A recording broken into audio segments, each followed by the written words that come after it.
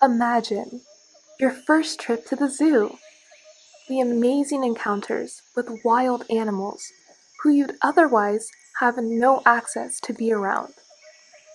While your personal recollection may evoke positive emotions, have you ever taken a moment to consider the other party involved?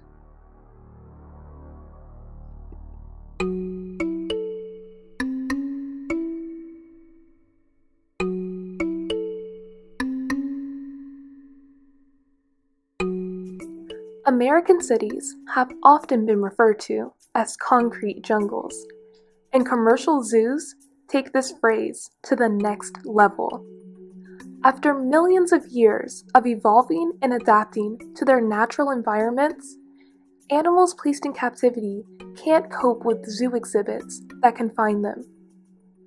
Each year, millions of dollars are spent on antidepressants for zoo inhabitants.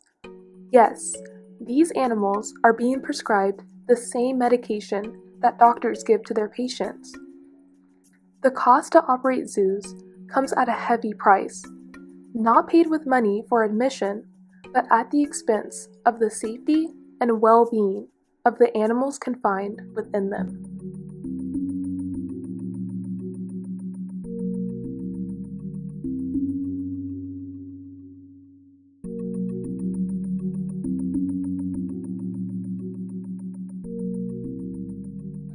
Downtown, there are countless forms of entertainment.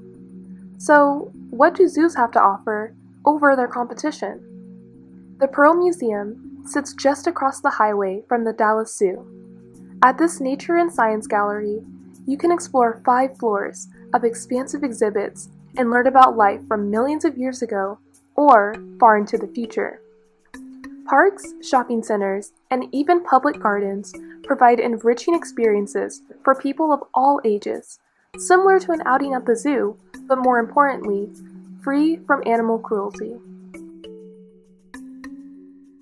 But this doesn't necessarily mean no more zoos.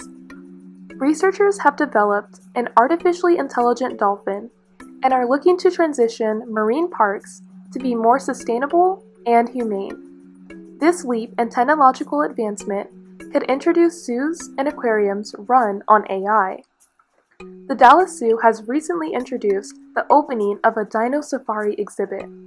The incorporation of computerized elements opens a world of possibilities for the advancement of a more modern zoo. Even from an economic standpoint, zoos are in the red. Public museums and libraries provide enriching experiences free of charge. This is because our taxes fund these government-owned operations. Zoos also collect funds through our taxes, but at the same time require an admission fee.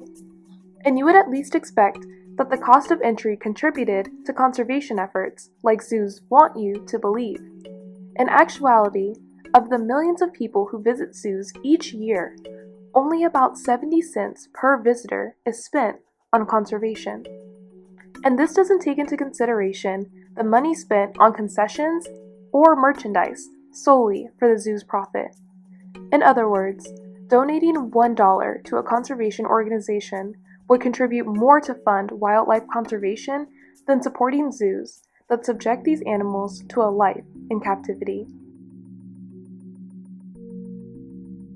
For years, zoos have been warned about how captivity affects their sole commodity, the animals.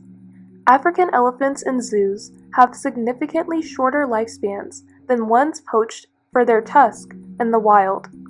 And elephants free from human interference in their natural environments can live for up to 70 years. Keeping animals in captivity harms the individual and their population.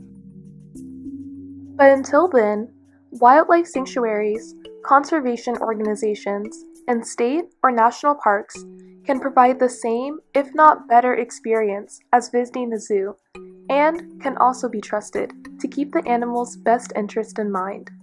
Our enjoyment of zoos comes at the expense of the sanity and well-being of the animals confined within them. We didn't put these systems into place, but we can be the ones who change it.